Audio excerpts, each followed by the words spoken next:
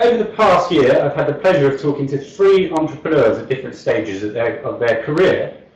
I talked to Joe Fremantle, who was at the beginning of his entrepreneurial journey, having recently set up his first company, Green Phoenix.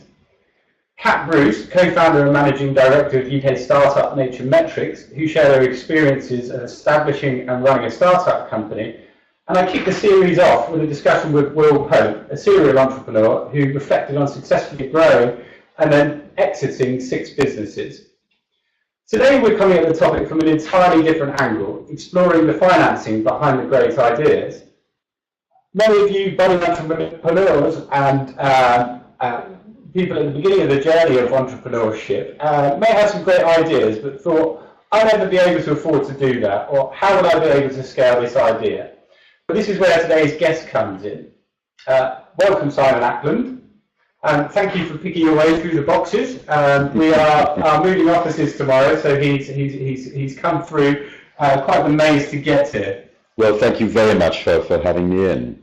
Yes, I did. I fought my way through the cardboard exactly to get here. Excellent. Today's episode will be structured as an interview, but we want to give the attendees a chance to have their questions answered along with mine. So please submit any questions you have in the chat box in the left-hand corner of your screen at any point during the interview, and I'll try and weave them into the conversation. So, for the benefit of our attendees, we're going to start at the very basics. Simon, what is angel investment?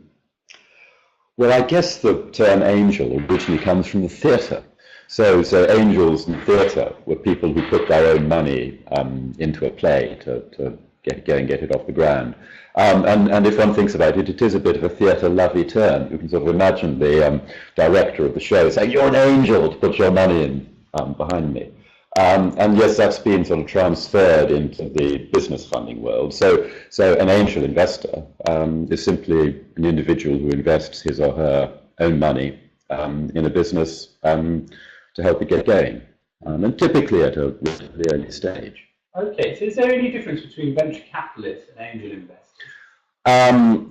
Well, I was a venture capitalist for a very long time. So there is a difference, because a venture capitalist is essentially investing other people's money. You go around raising funds from other people, institutions, or private individuals.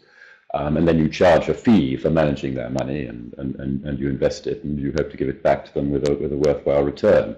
A business angel is investing his or her own money. So it is a different dynamic. There are some people around who would describe themselves as professional angels. I suppose I'm a professional angel now, thinking about it. But generally, it's sort of not something that you have to do. Business angels are investing, obviously, to make a good return. And they typically invest in businesses that they can genuinely get excited about, businesses which are having some sort of impact that they really mind about. But they don't have to do it. You know, mostly they're people who have made some money. So they're investing partly for fun. Okay. So you're the co-founder and director of an organisation called Green Angel Syndicate. Can you tell us a little bit about that? Absolutely. Calling it the Syndicate sort of makes it sound something like a bit like something out of a Robert De Niro movie or something. But we make it sound rather less daunting by referring to ourselves affectionately as GAS. And of course, a lot of the investments that we're trying to make are about reducing carbon emissions, carbon dioxide emissions. So that's just one of our little jokes. And essentially, we are a club. We currently have about 80 individual members. And what makes us special is that we are the only group of angels in the UK which is focused entirely on backing businesses which do something to benefit the green economy. So we are investing in businesses, yes, which I've already said, they're developing some technologies or doing something useful to cut carbon dioxide emissions, combating climate change, companies which are making better use of resources, so a lot of things in the circular economy, and companies which are doing something to protect the environment. And as I say, I mean, our members are emphatically investing because they want to make worthwhile returns, venture capital type returns from their investments. But they also want their money to go into businesses which are really making a difference. And in a sense, that's a nice sort of virtuous circle, because of course, if you invest in a business which is developing some interesting environmental technology, which is then very successful, it has a very big impact, and you make money. But if you invest in something which is unsuccessful, it doesn't have an impact and you don't make money. So making money for our investments is at the heart of it, but having that impact as well. Okay, so what's your criteria for choosing what organisations you invest in? Well, that is a very good question, and perhaps I should talk a little bit about our process. It's typical of the way that many angel groups work. So we hold 5 pitch events every year, which are a little bit like friendly versions of Dragon's Den. So we would select 4 or 5 companies to come to pitch to our members every couple of months, and in those meetings we'd have typically sort of 80 or 90 people these days listening to the business's pitch. So the job of us who run the syndicate, who run GAS, is to pick the companies which are going to make the best impression, have the best chance of raising money from our members. And we have a very active deal flow. So we're a small organisation, but typically we will log 350, 400 companies a year coming to us for funding. And then if we're having 5 events with 4 or 5 companies pitching, we have to cut that number down to 20 or 25. And then probably at the end of the day, our members end up investing in perhaps a dozen businesses every year. That's actually a very high success rate for to have a 50% success rate between the companies that pitch and the companies that ultimately raise money is a very high success rate. So we aim to select the businesses which are likely to appeal most to our members. We have a sort of inner circle, a group of what we call Green Angel Syndicate associates, with whom we share the business plans that the people who are running the syndicate like the look of most. And then we invite the businesses which most of the associates say, right, yeah, that's one that I might invest in if they pitch well and if all the due diligence and research stacks up. And what's your criteria for it being green? Well, that covers quite a wide range. But it is basically any business which is doing something to reduce carbon emissions, combat climate change, make better use of resources, and protect the environment. So we do a lot, obviously, in the world of renewable energy. We are doing a lot in areas like electric transport. We do quite a few things in the sort of agri-tech and environmental space. So we're in the process of investing in an insect protein business, for example. And we've done one project which uses environmental DNA sequencing technology for helping to protect the great crested newt. And then we do quite a lot of recycling style investments. So a lot of our members, as one would expect, are very concerned about the issues with plastic in the environment, plastic in the oceans. We're about to invest, I hope, in a business which takes single-use plastic and turns it into beautiful architectural panels and solid surfaces, that sort of thing. It's a wide range, though. And actually, our investors, again, are typical of many angels, that they're trying to build a a portfolio of perhaps 20, 25 companies, and they're likely to want a bit of a spread. So some of the businesses we look at are sort of pure software, web platforms, that sort of thing. Some will be developing a piece of mechanical engineering. It is a very wide range. Okay.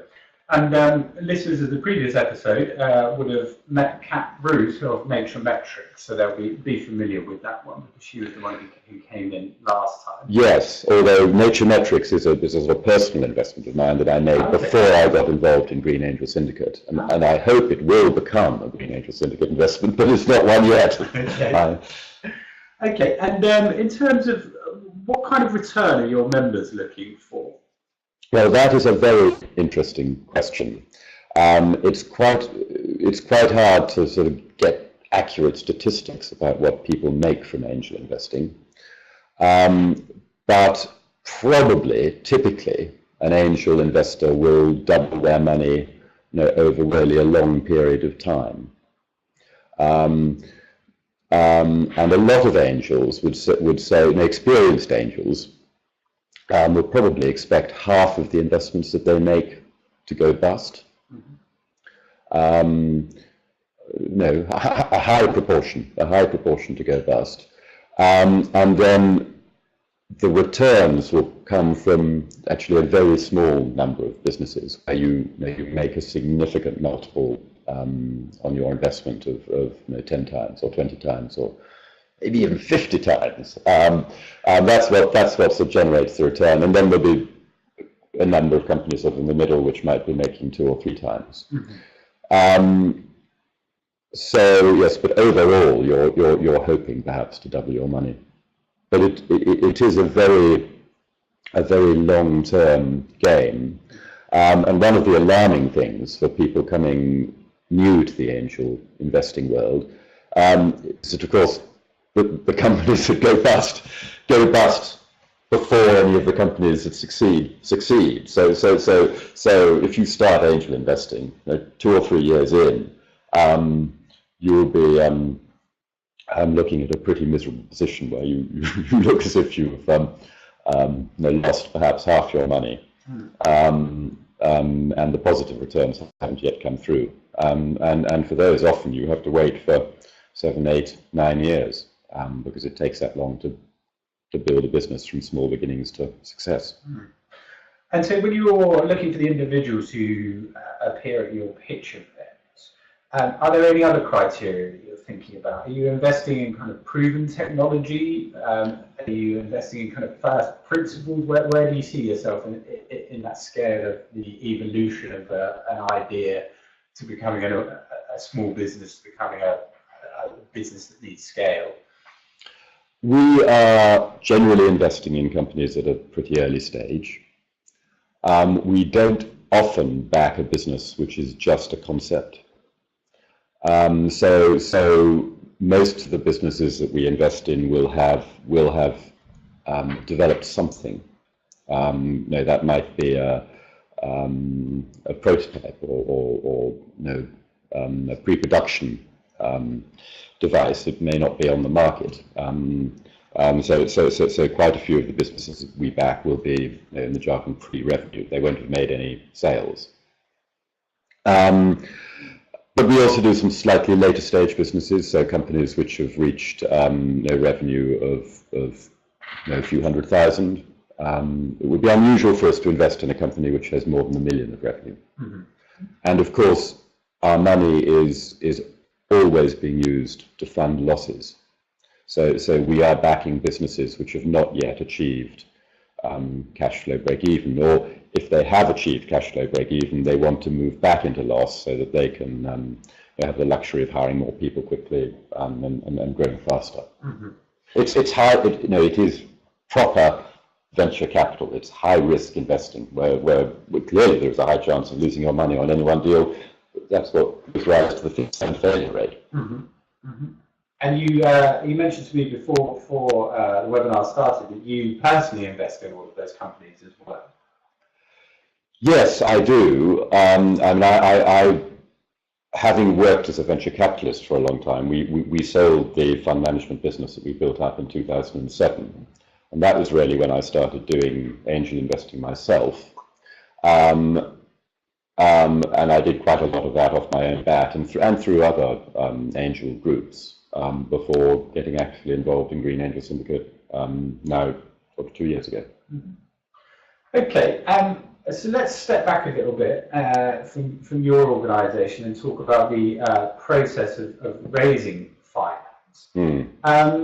Let's say I've been tinkering around in my garden shed and I've somehow managed to defeat the laws of physics and invent a perpetual motion machine. What steps should I be taking to take my concept to market?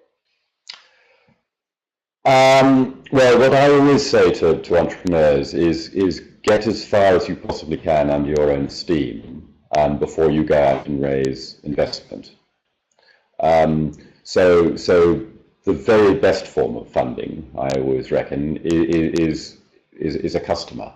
Go and find someone who actually wants to pay you, for what you're aiming to sell, and is willing to maybe give you a development contract to develop whatever it is, so that it is really tailored to their needs. The further you get down the track with revenue from customers and so on, the easier it becomes to raise money, because even investors who are used to taking a high level of risk are quite risk averse. So the more proven a business is before you have to raise external funding, the better. The easier it becomes to raise money, the higher the valuation at which you'll be able to raise money, so the more of the shares, the equity in the company you'll be able to keep yourself. So I'd always say to entrepreneurs first, tighten your belt as much as you can, and see if you can get a customer, get some revenue in. Try to prove the need for the product. Make sure that your product is sort of fit for market as much as you can before you raise money. And if you look at the way that some of the sort of technology heroes, some of the real greats started their businesses, Bill Gates at Microsoft didn't go off and raise equity from venture capitalists to get Microsoft going. He went off to one of the very early personal computer businesses, Altair, and persuaded them to pay him to write them an operating system. He didn't have to raise any venture capital actually at any point in the Microsoft story, because the next smart thing he did was he went off and pulled out the same deal with IBM and got them to pay him to write DOS, and managing to basically keep the rights to the software in the process. Apple, a hardware company, so in some ways harder to get off the ground without external funding than a software business like Microsoft. At the beginning of Apple, Steve Jobs and Steve Wozniak, having designed the Apple I, went off to the bike chain of computer shops and sold them the first 100 units on spec, and got Byte to pay for the Apple I's up front. They then used the money they got from Byte to buy the bits of the computers and built them and gave them back to Byte. They then went on to raise shed loads of venture capital later. But they both they got off the ground with a customer, with that early funding from a customer. Okay, so my perpetual motion machine has a few customers. Yeah. I think it's a good idea, but and it's proven by the marketplace as a kind of minimum viable product, let's say. But I need a lot of capital to be able to create it. Now, presumably, I have a number of options.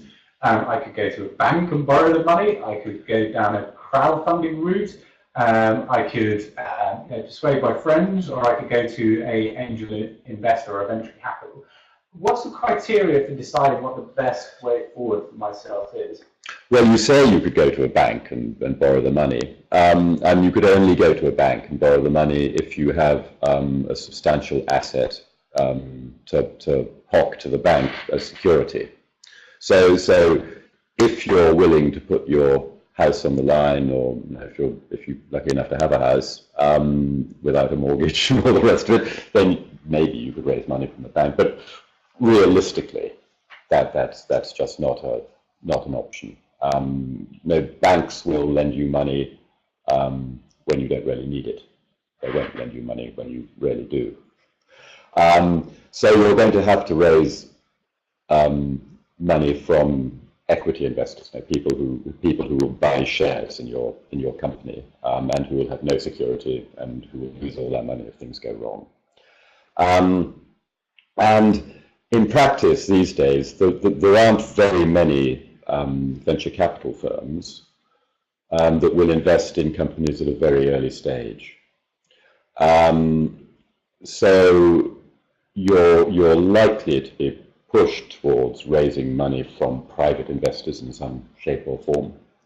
Now you might be lucky to have some friends and family who will provide a bit of seed funding for your business, and that sort of overlaps into the world of business angels.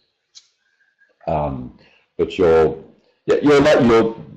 best route is likely to be to go to the world of angel investors, and it's become a very and encouragingly active scene. And about £600 million a year is invested in the UK under what is called the Enterprise Investment Scheme, the scheme which gives angel investors various tax reliefs. So a lot of money is going from the pockets of angel investors into sort of young companies. Okay. Now you've written a book and it's called Angels, Dragons and Vultures, How to Tame Your Investors and Not Lose Your Company. I don't know what dragons and vultures are, so maybe you can start off by explaining that, but it doesn't sound good. It doesn't sound as nice as angels do. Yes, well, the dragons are very simple. Dragons are the dragons in the dragon's den. Right. And the book is now not quite as long in the tooth as its author, but I did write it 7 years ago. So I think it was published in 2010. So in many respects, it's now a bit out of date. And the publisher was very keen to have dragons in the title because Dragon's Den was riding high in the popularity charts at that point.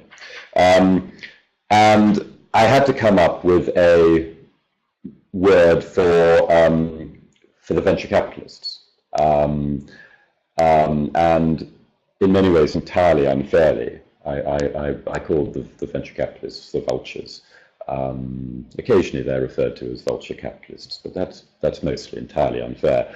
I felt I could just about get away with using the word vultures because I'd worked myself as a venture capitalist or a vulture for 20-something years. So, and so that's where the names come from. And you come across some business angels who are far from angelic.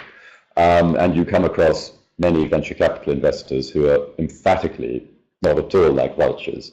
It's probably all the dragons are probably a bit like dragons.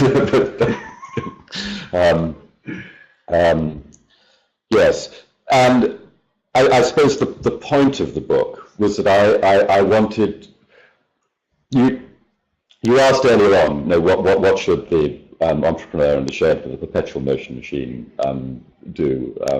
Where should you, how should you set about raising capital for your business and so on? Well, one of the most important things at the very beginning is to understand all of the implications of raising capital and bringing other people in as shareholders in your little business. And I'd come across quite a few entrepreneurs during my venture capital career who hadn't really fully understood the implications of the deal that they'd done. And when the sort of unpleasant realities sort of emerged 2 or 3 years down the track, you then have a unpleasant and perfectly avoidable falling out. So I really wrote the book in order to try to help entrepreneurs to understand the sometimes extreme pressures on the investors on the other side of the fence. Now, sometimes to an entrepreneur who's sort of going through all the pain and heartache of setting up a business and tightening your belt and trying to make ends meet, and dealing with all the crises and the ups and downs, as well as sometimes it looks as if life on the investment side of the fence is very, very easy, but that's not actually the case at all.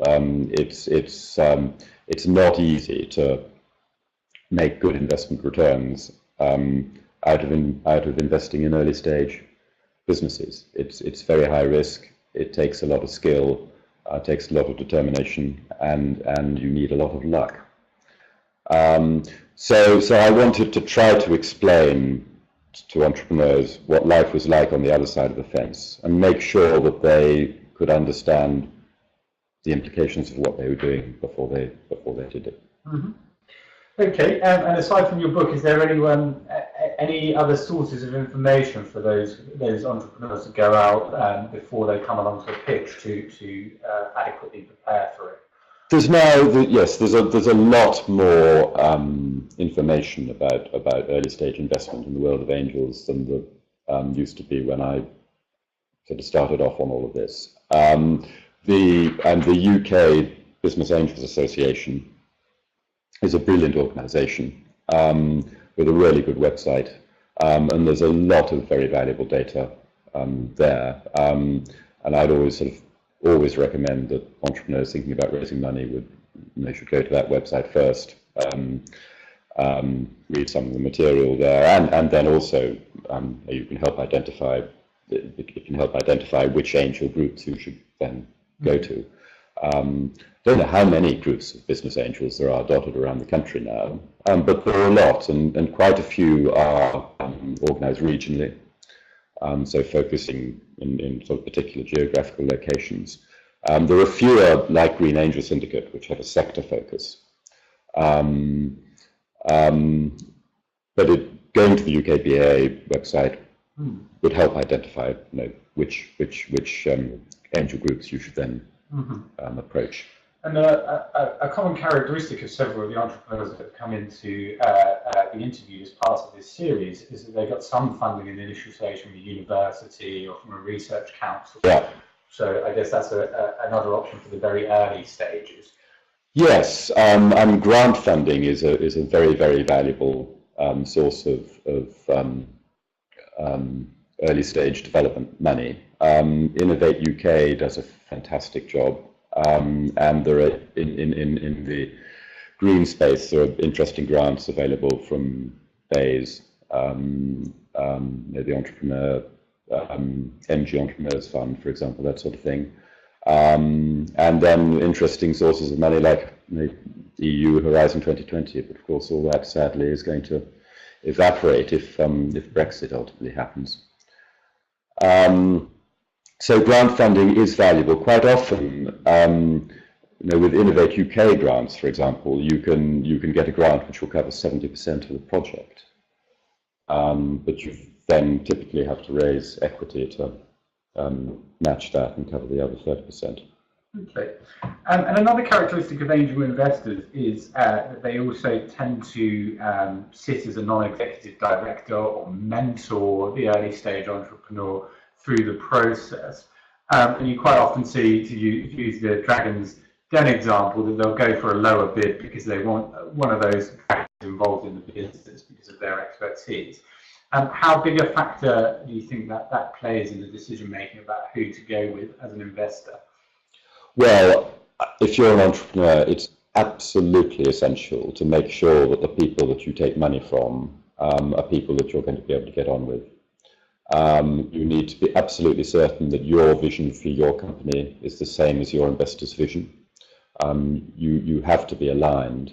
And one of the things, again, I always say to entrepreneurs is take up lots of references on your investors before you take their money. Your investors, if they're doing a good job, will be taking up lots of references on you and on your business, and talking to customers and potential customers and going through what's called in the jargon the due diligence process. It always surprises me how many entrepreneurs don't bother to do the same due diligence about their investors. So you need to sort of check all of that out and make sure that you're going to be able to get on with the person that you're taking money from, or from your lead investor at least. One of the sort of good things about working with a specialist syndicate like Green Angel Syndicate, for example, is that we have in our membership lots of people who have been, you know, senior figures in the electricity industry, or senior figures in wind turbine companies, or in chemical businesses. You know, people who have functional skills, you know, finance, marketing, HR, whatever it might be, but who can also open doors into major customers. So if you get the right investors, you do potentially get a lot of added value. And as I said earlier on, one of the reasons that angel investors do what they do is because they love the process of business and startups and getting involved in interesting businesses, doing exciting things, having a positive impact, and getting involved with sparky, often young entrepreneurs. You know, I mean, I always think that people who have the nous to set up their own business will often be more fun to work with, more energetic, more lively than sort of someone who's sitting in a large corporate for 40 years waiting for their pension. So I mean, I've had a huge amount of fun over the years from working with entrepreneurs, and particularly young entrepreneurs. So that's you know, from the investor's point of view, that's definitely part of the point as well. And are there any downsides to having a individual investor? In the, you know, that individual might want to extract their money at a certain point because they've done very badly in some other market, and they might be rushing you towards an IPO or something that isn't suitable for you. Do you ever see that, or is it always a positive experience? No, I wouldn't say it's always a positive experience. So there are definitely issues about taking money from angels. So I said earlier on, most angels don't have to go on doing angel investing. So you know, you might find that instead of keeping their money in the bank to fund the second round investment in your company, you know, they've gone and bought a new house, or a yacht, or they've God forbid got divorced, or yes, maybe lost all their money in something different. So most angel investors don't have pockets which are quite as deep as an institutional investor, and they'll always be in a position to walk away. So an experienced angel investor will never put money into a young business that they can't afford to lose. No, it'll be, the angel investments that they're making will be, you know, a relatively small percentage of their overall net worth. You know, you'd have to be pretty brave, possibly very foolhardy, to put more than, say, 10% of your wealth into angel investing. So you can always walk away from it. So there is a danger that your angel investors will get bored and go off and do something else. If you're taking money from a sort of business angel group, then that clearly spreads the risk a bit, because you'll have not just one or two individual investors, you'll have 10 or 15 or 20, maybe even 30. So more people who perhaps can sort of take up the running if your original lead investor decides to do something different, or gets ill, you know, whatever. Okay. So stepping back from the details of the investment and returning really to the theme of actually, no, I'm gonna jump back actually, because you have a slide that I think we should get into actually before we move on to that, which is about the way in which the investment cycle, isn't it, as the company progresses? The funding escalator, yes. So that really goes back to the question you asked a few minutes ago about where does the entrepreneur go to for funding? Do you go to the bank? What do you do to raise your money at an early stage?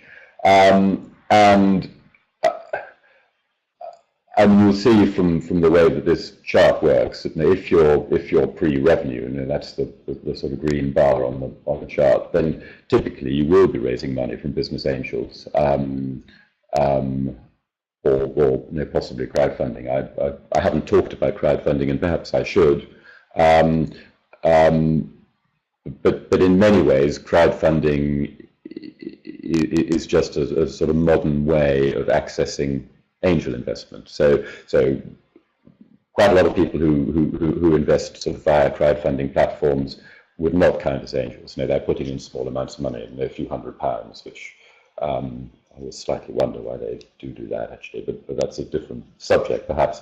But there are a lot of business angels who will sort of use crowdfunding platforms to help enhance their deal flow and identify investment opportunities and so on. So it's very much in the same sort of spirit. And really this chart just shows that if you're at a very early stage, if you're pre-revenue, you probably don't have many options other than raising money from private individuals. And it's not really until you have some established revenues and are beginning to build the business towards profitability that you can go to venture capital investors, smaller venture capital funds. And then you will see sort of right at the top of that chart, the orange bar, bank finance. That's what you might be able to get when you've got a profitable business, some positive cash flow, and maybe some business assets that can provide us security. Okay. A few questions coming through on the chat. To any future entrepreneurs or those considering investment, what is your biggest piece of advice, or some usual pitfalls that applicants fall into? Well, I'm sort of tempted to say read my book, but that sounds a bit out trying to sell something. I mean, I suppose first tip is get as far down the track as you can on your own steam. Second tip, before you raise money, really make sure that you understand exactly what it is that you're getting into, and make sure that your aims and ambitions are absolutely aligned with the aims and ambitions of your investor.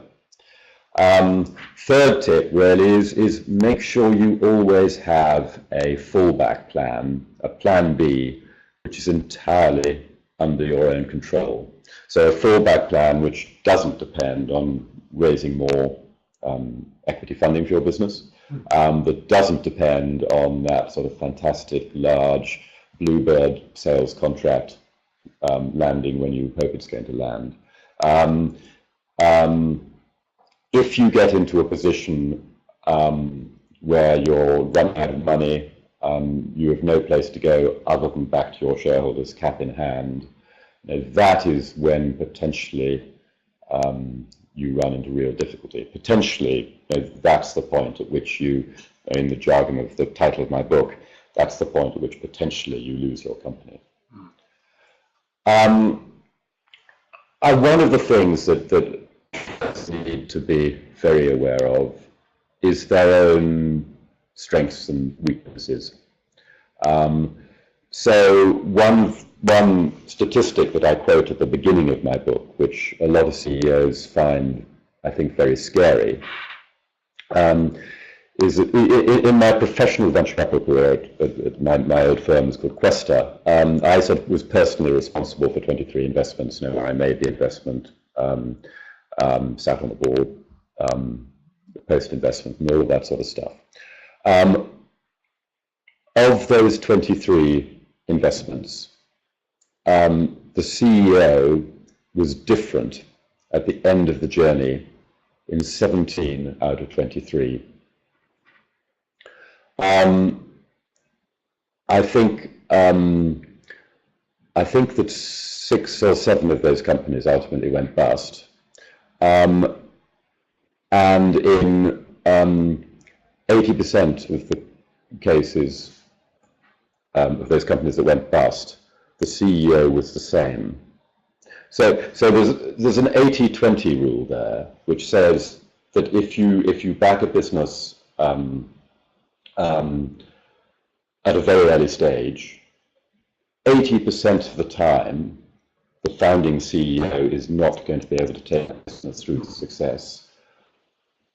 And 80% of the time, if the founding CEO does remain in place, the company will go bust.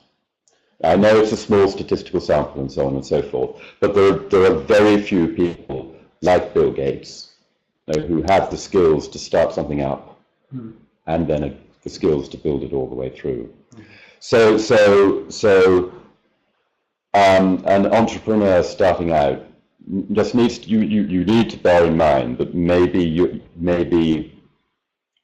not the person who's going to be able to take your business all the way through to the successful exit, and there will come a point, 3 years, 4 years down the track, however far it is, where you're going to have to hire somebody else in to do your job, to become CEO, and you're going to have to do the very, very sort of courageous thing of reporting into somebody else and handing the reins of your company over to them.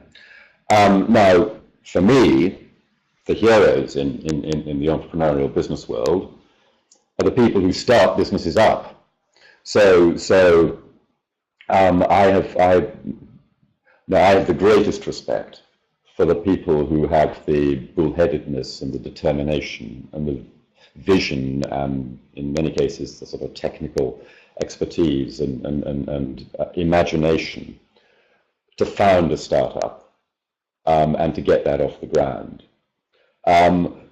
But those skills of bullheadedness and determination and absolute belief in your product are not necessarily the skills that you really need when the business becomes much more about cranking the handle and managing the sales pipeline in a professional way and doing all the boring stuff.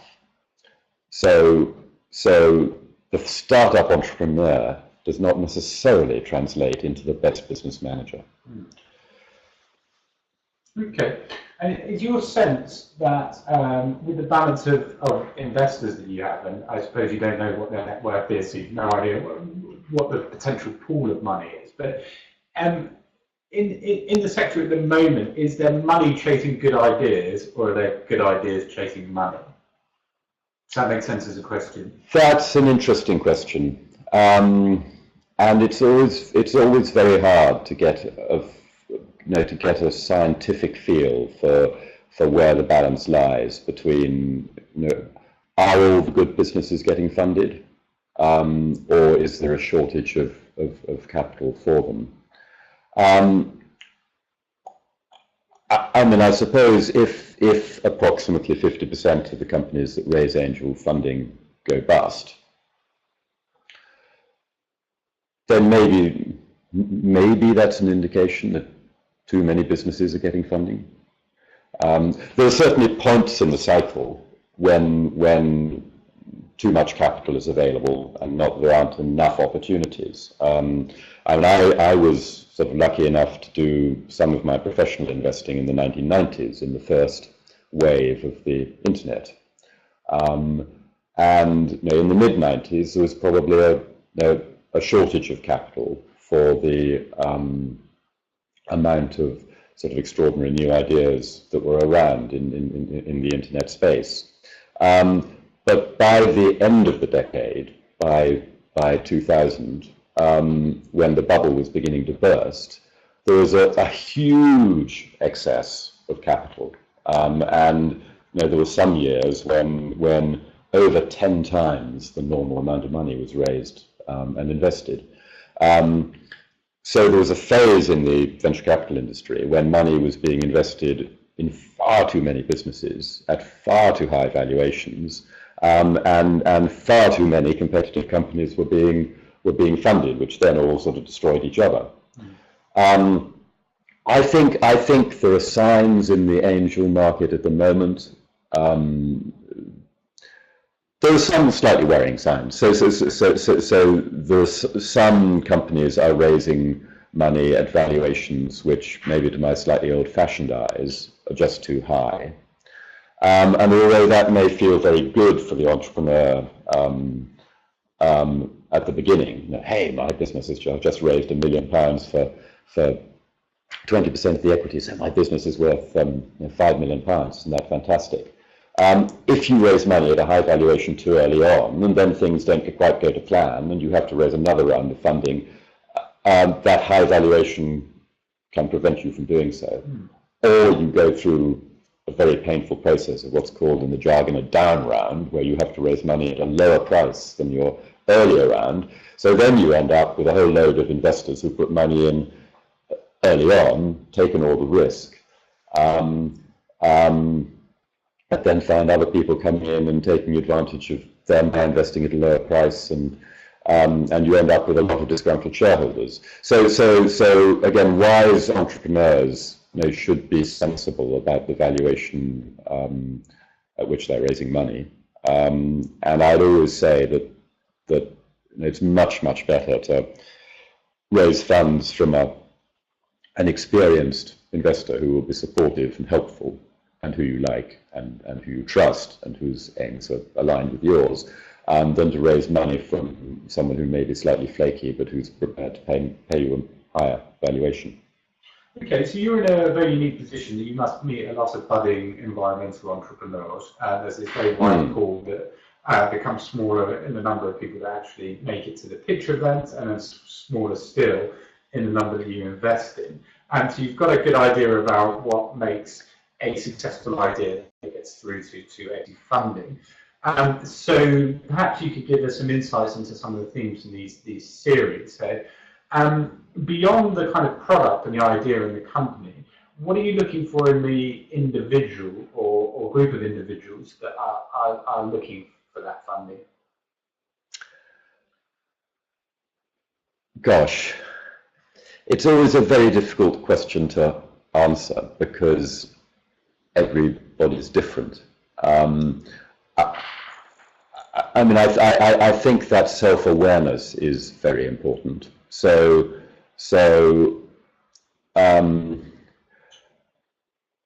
you need the right sort of blend of self-confidence, but also an awareness of your weaknesses. I don't like sort of very arrogant entrepreneurs who sort of give the impression that they know everything. And maybe some of them do. But I haven't met many like that. But at the same time, you know, to be an entrepreneur, you know, you do have to have a large degree of sort of self-belief and determination. But that sort of self-awareness, the willingness to listen to others, even if you listen to them and then decide to do something different. I like to see that. I mean, as I implied earlier on, I'm doing this largely for fun. So I want to be working with people who I enjoy being with. Who I think it's very important, I think in any business, but particularly in a young business where you're going to encounter lots of bumps along the road. It's very important to have a sense of humor. Now you have to keep smiling. It has to be fun. You know, you're going to be working incredibly hard to get a business off the ground, and if it sort of becomes just a grind, you're probably, you're dead. It has to be fun. So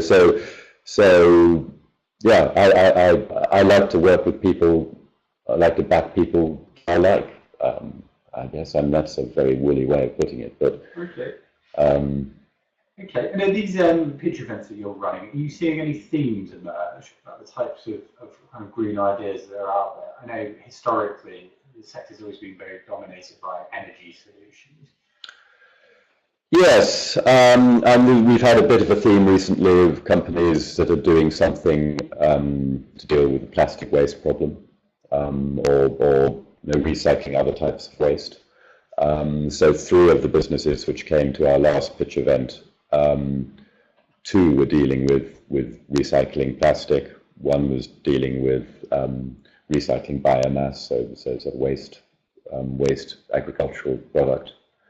So there's been a bit of a theme of that sort, and we have done a lot in the renewable energy space. So we've backed 2 businesses which are developing fascinating new wind turbine type technologies.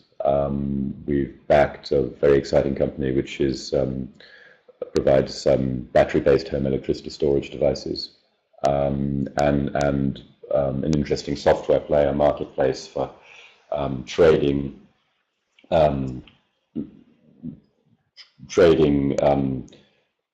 storage capacity in the local grid, the balance grid, and so on. But I'd say it's that sort of plastics recycling which is perhaps the clearest theme at the moment. Okay, interesting. So this series is born out by a frustration that I have. And the frustration was that I used to regularly do talks at universities, and when I would meet environmental science students and ask them what they wanted to do in their career, they would say, I want to work for an environment agency, I want to go work for a consultancy. Now, there's nothing wrong with any of these career paths, but they are well-worn career paths. And what I found is almost a complete absence of people saying that they want to start their own business.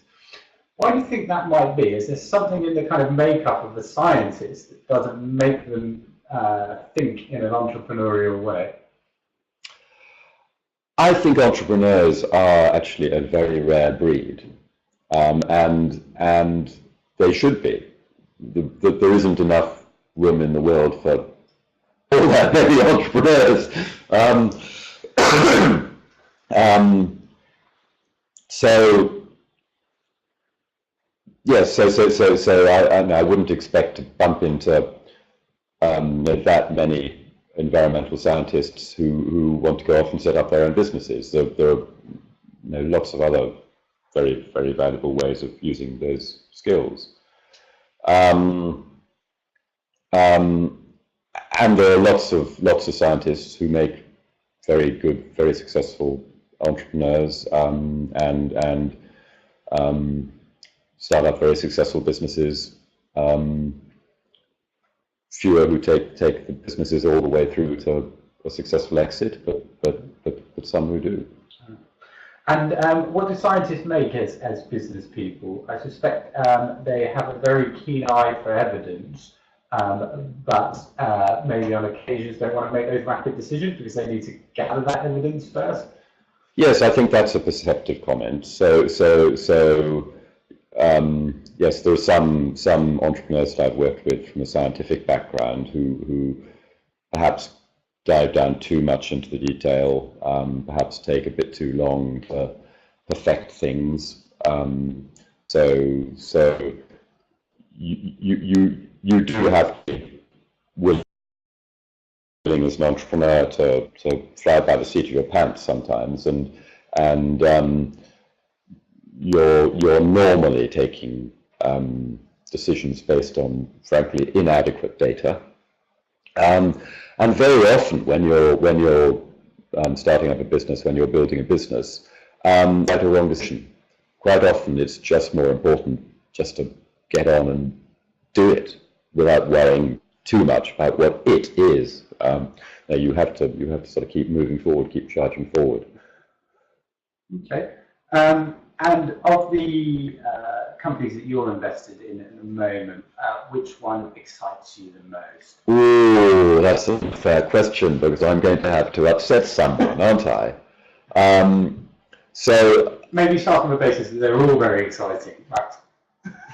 Yes, they are all very exciting, and some of them are very exciting in the right sort of way. So sometimes they get rather exciting in the wrong sorts of ways.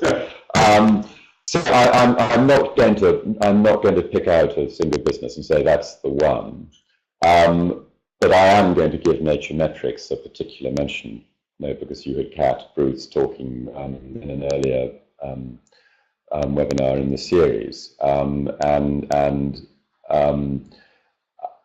I suppose one of the things that really distresses me about the modern world and what the human race is doing to it is the impact that we're having on the natural environment and the appalling damage that we're doing in many ways to biodiversity around the globe.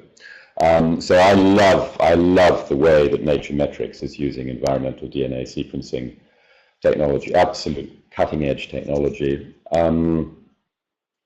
to monitor for biodiversity and environmental change. And of course, if you can measure things which are going wrong, you can do something about it. So that technology very much excites me, and it's potentially a very scalable international business. And just sort of conceptually, I love the idea that you can take a little sample of water out of a pond, run it through some clever systems and devices, and work out all the species of fish that are in there. And if people are interested in that, they can go back and look at our YouTube channel where that episode is archived. The last few minutes, Simon, we're going to learn a little bit more about you. So you've told us a little bit that you have a venture capital background, but where's your passion for environmental interest come from? I'm not sure really. I mean, my grandfather was a farmer, and I remember sort of family holidays on his little farm in Devon, and that was back in the 60s and 70s when our fields had many more wildflowers than they do now. Bird life was much more abundant. So I've always loved nature. I've loved being out in the open air.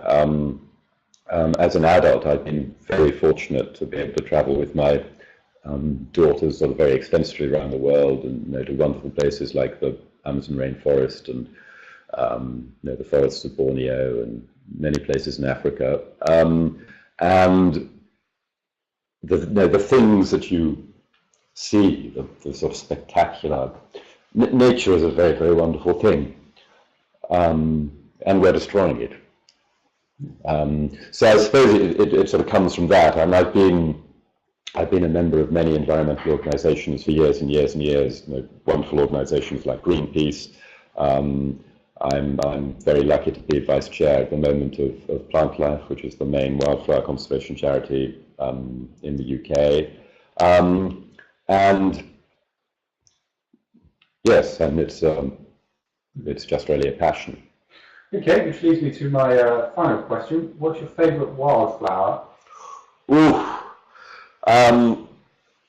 Well, no, that's also rather a difficult question, because just like I might have upset lots of entrepreneurs by picking a different company to theirs, I'm now going to upset lots of wildflowers. But I'm going to answer it the same way I answered it last time I was asked. So I'm going to say the bog asphodel, and that's partly because I remember doing a very long walk once in the Trossachs. And coming over the top of the mountain and down to the sort of boggy bit at the bottom of a very long slope, and it was absolutely covered in these extraordinarily beautiful little orange flowers, which were, I think at that stage I probably had to go and look them up in the book to work out what they were, and they were bog asphodels. So that's the one which would get my vote. Excellent. Okay, Simon, that was fascinating, and I hope some of the attendees got some inspiration for that, and also a methodology for how they might go about approaching investors. To learn more about Simon's company, you can visit greenangelsyndicate.com and have a look at some of the projects that they are invested in. And Angels, Dragons and Vultures is available on Amazon, and presumably all good bookshops, with the proviso that it is a bit older. If you're an IS member, don't forget to log today's attendance on the ISCPD tool. Otherwise, we'll see you next time. Thank you, Simon. Thank you very much for having me along.